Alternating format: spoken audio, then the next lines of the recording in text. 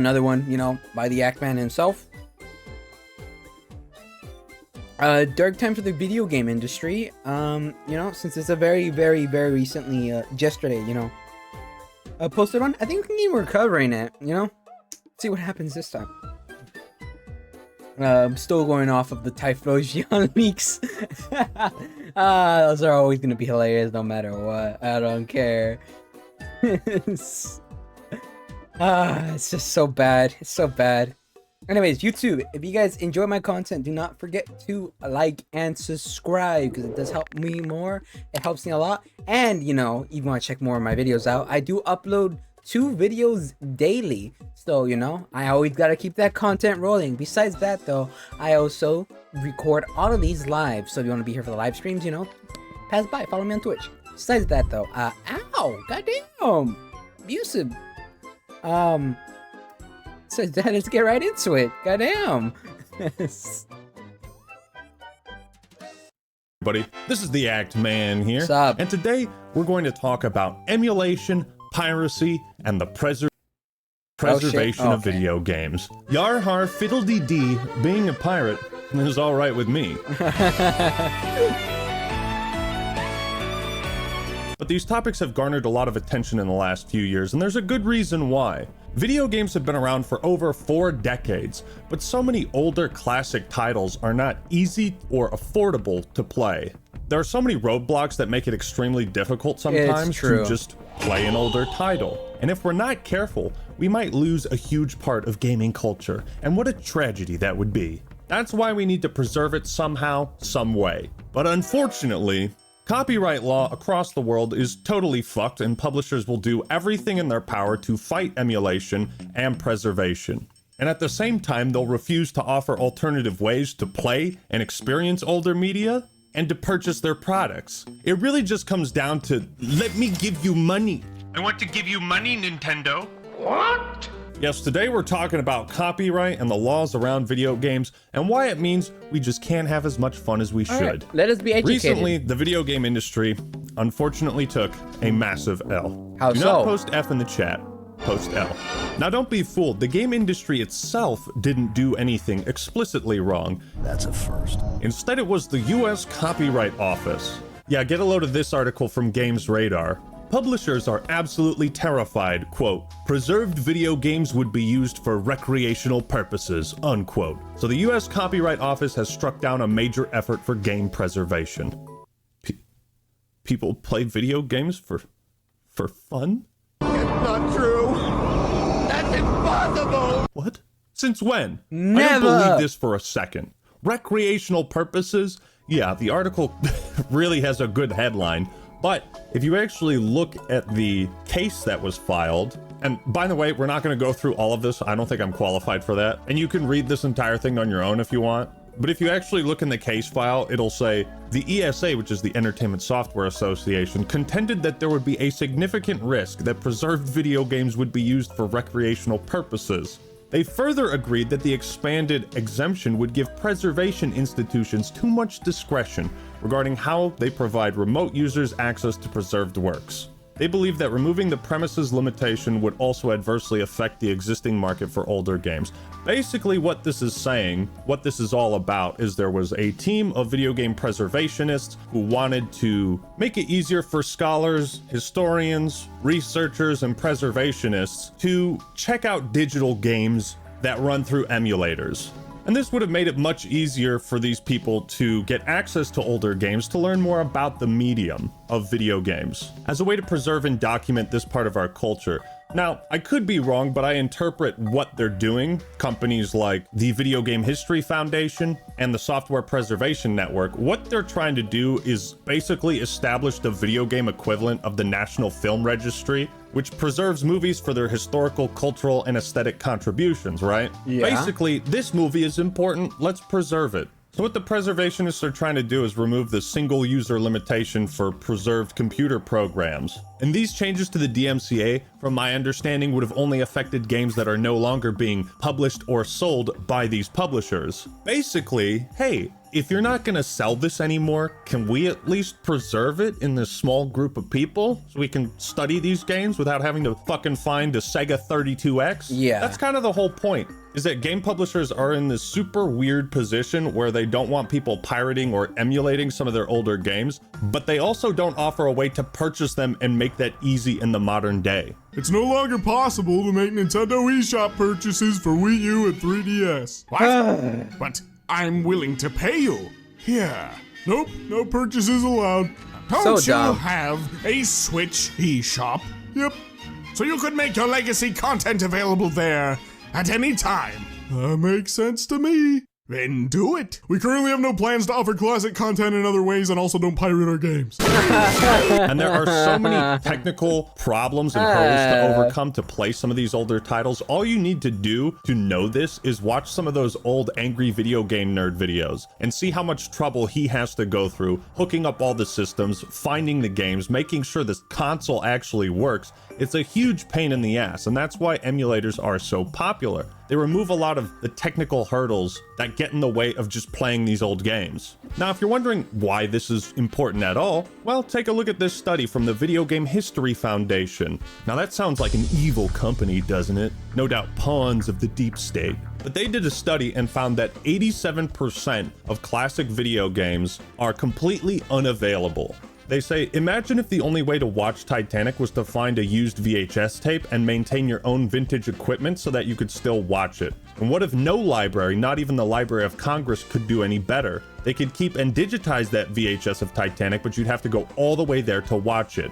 It sounds crazy, but that's the reality we live in with video games. A $180 billion industry, while the games and their history disappear. Just 13% of video game history is being represented in the current marketplace. In fact, no period of video game history even cracks 20% sucks. representation. And I think this is the crux of the issue, right? Video games do not follow the same rules as novels or movies. While so many books have been translated to audiobooks or available on Kindles, you can watch a film through multiple different streaming services, TV apps. All PlayStation and Xboxes function as a DVD and Blu-ray player. So whether you have the media digitally or physically, TV shows and movies are readily and easily available and accessible to the public in affordable ways. Video games are not. They are not like this, because video games are software that were designed for specific kinds of hardware. It's not enough to just copy and paste the code online and then, oh, suddenly the game is instantly playable.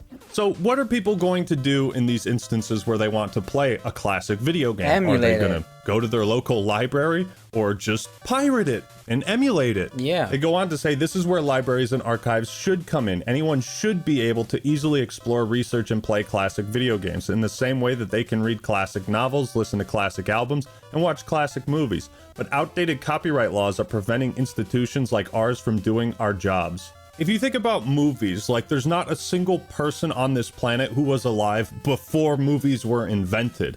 But yet video games, compared to how old some people are in the government, to them, they still haven't experienced a video game before. So one has to wonder if their decision at the Copyright Office is just like some 75-year-old dude who's like, What are they trying to do? They're trying to make Mario free for everyone? Well, that doesn't make sense. Shut it down. I think it's pretty obvious that these movements and these organizations are not trying to affect or hurt the bottom line of game publishers. I think the intent is very clear. It's just that when no alternatives exist, people are going to have to go outside of the law to experience these games. Stop right there, criminal scum. There's so many things that affect this, right? When digital storefronts are shut down, like on Xbox 360, the 3DS, or Wii U, a lot of those games are shut down as well, or at least you can't purchase them anymore. Think about all these online-only games when the servers are shut down, and the publishers offer no alternative means to play those multiplayers or to allow groups of fans to run their own private servers completely unmonetized. This desire for game preservation is so strong, right? Remember Nostalrius, that old WoW Classic server? Nope, that never is a played great example of if you don't provide the product for your audience, they'll find a workaround. And I think it's clear when WoW Classic came out and Burning Crusade Classic, people didn't have a problem paying for it again. Now, why is emulation important? Well, let's just say that me and another YouTube buddy of mine wanted to throw down on some Star Wars Episode 3 duels. I'm about to do what Obi-Wan should have done years ago. Damn, kill me? salty. What was that line, bro? But in order to do that, one of us would have to fly to each other's house, set up an original Xbox, and that would be kind of a pain in the ass. We've already purchased this game. It's not being sold at retail anymore. It's not available anywhere else. To my knowledge, the only way is backwards compatibility. So if we wanted to duel in the Episode 3 game, we could emulate it, play it online, and avoid all of those hurdles. The end result being 2 videos revisiting this old game and talking about how awesome it is, showing how fun it was, and saying, hey, this was a really great game. The problem, I think, with video game publishers is they think, from their perspective, if people are emulating and playing our older games, they're not buying our new ones. No, money me now. The US Copyright Office has declined to grant a new exemption to the DMCA that would allow libraries and archives to offer remote digital access to out-of-market video games for verified researchers. Keyword, verified researchers, as in trusted people. The Software Preservation Network argues that due to equipment, technological, and supply limitations, the lack of digital availability of out-of-market games is a massive hindrance to researchers and academics who may not live near a library that has a physical copy of a needed game available to check out. Again, lots of old game cartridges and consoles degrade over time. Some of my old copies of Blue version just don't work anymore because the internal battery corroded or whatever. It's like, hey, if you're not gonna sell this product anymore, can we put it in a library or something? No, the librarians might play it for recreational purposes. That's crazy. That's like the gist of it. Yeah. So what are my options? Do I spend $200 on eBay to purchase a copy of Blue version where none of that money goes to Nintendo and I play it on my old Game Boy Color? Well, oh shit, my Game Boy Color's broken too. Guess I have to buy another one. Do I go through all of that or just find a way to emulate it? Groups such as the ESA opposed the amendment, claiming it would harm companies' ability to make money off of retro games. Retro games that they are not selling. One ESA lawyer argued that there was no combination of limitations ESA members would support to provide remote access. No, you can't emulate. Nobody can emulate. Not even trusted researchers.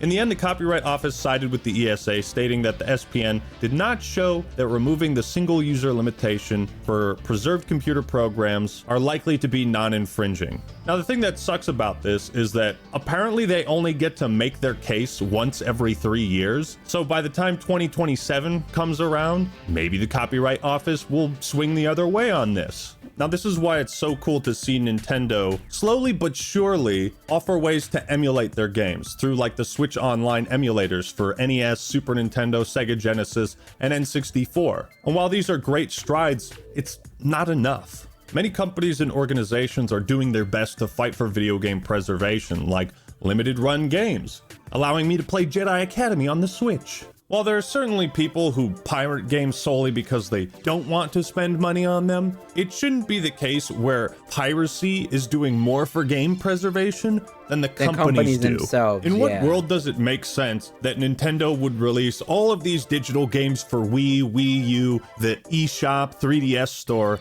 shut the stores down, and then not make those games available to play and purchase on their next console?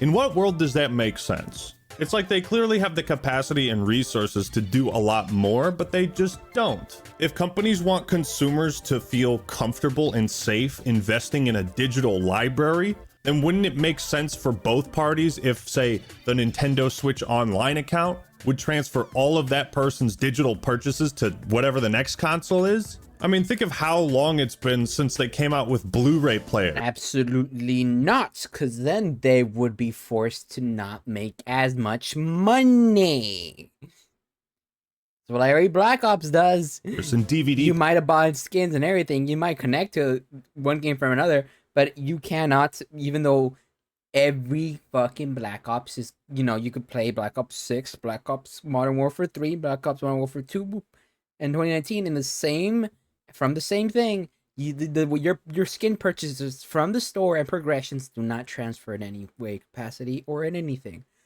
making you waste more money. Players. It's not like when Blu-ray players came along, all your old DVDs were obsolete. And look at how many people got excited hearing that Banjo-Tooie would be available on Switch. Doesn't that say something, Nintendo? That there's like a hunger for legacy media? I mean, shit, Banjo-Tooie has already been ported to Xbox One like 9 years ago on Rare Replay. And I think Microsoft has been making some incredible strides with preservation. And compilations like Rare Replay are incredible for this exact reason. It takes all of these old classic games and puts them into one that's relatively cheap, and all of it just works. All of this just works. It's not, I'm not kidding. The problem is that as older consoles and hardware starts to become obsolete or phased out of people's living rooms, so too do the games on those consoles if they're never ported to new hardware. This is why I think backwards compatibility is also super important. For people like me who still prefer to buy things physically, I thought it was so fucking cool the day I got a Series X and I popped in a copy of Fusion Frenzy, and it worked. But not every original Xbox game is backwards compatible. But I wish they were. There's obviously no easy or straightforward solution to the problem of game preservation, but striking down small steps towards that goal, like this change to the DMCA, that's disheartening for sure. Nintendo is one of the worst companies when it comes to emulation, and even just saying that word, I gotta watch my back. Yeah, they could be after They're so you. ruthless in taking down emulation software. It's like the job of preserving Nintendo's legacy and their games has fallen on this group of rebels who might be breaking the law, but we know they're doing something noble. These people aren't doing it because they hate Nintendo. It's the opposite. They love Nintendo. Most of them do. Now, when it comes to shutting down digital stores, I mean, it makes sense. Servers cost money, and if people aren't paying for games on the Xbox 360 marketplace, why keep it up? So what's the solution? Well, I think companies should plan to port every game and DLC to new digital storefronts. Like, we should start planning that in advance. I think this is one of the main reasons Steam is the most popular digital storefront, is because it's been around since 2004, and all the games people have purchased since then, they still have them. Yep. Steam's not going anywhere, and if it does, nuclear war is about to break out. But that's what companies like Nintendo, True. Sony, and Microsoft should start doing, thinking about, and implementing.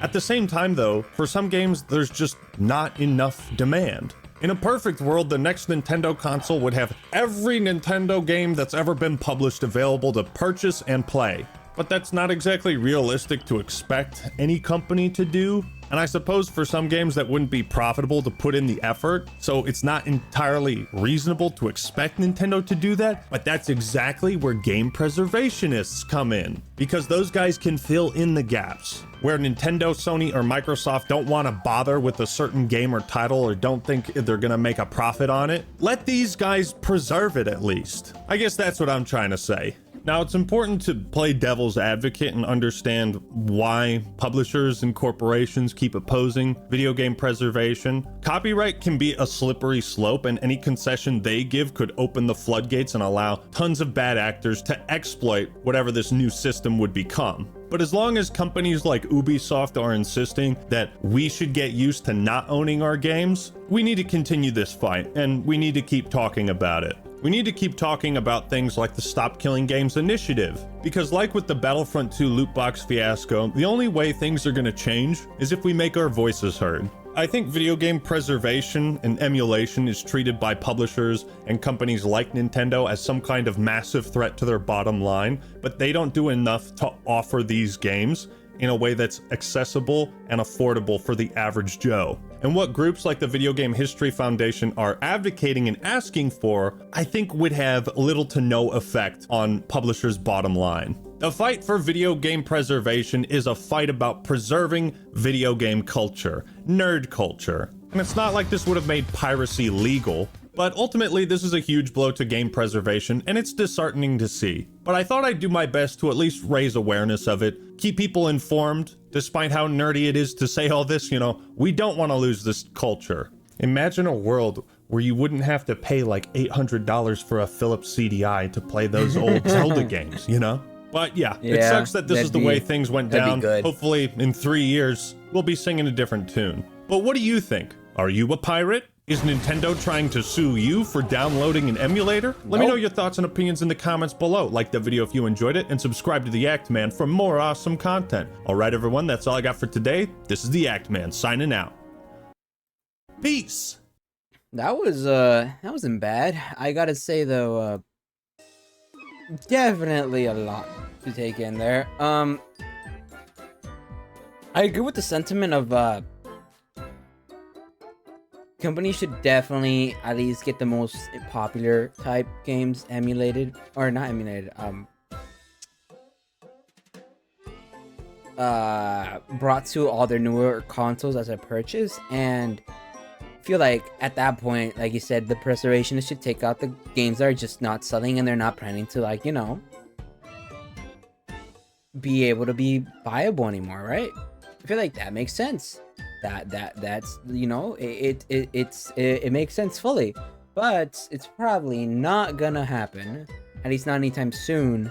And by the time it does happen, it probably is gonna be, you know, way too late, or simply like a new the old games are gonna be gone, you know, and it's gonna be a different category of old games. Imagine every game got released as often as Skyrim did. I don't play Skyrim, so I wouldn't really know. I'm not gonna lie. I could be wrong though. There's always a possibility. But besides that though, that's been my reaction. Hope you guys enjoyed. That is all I'm gonna do today, YouTube. See you guys later. Bye bye, my lost souls.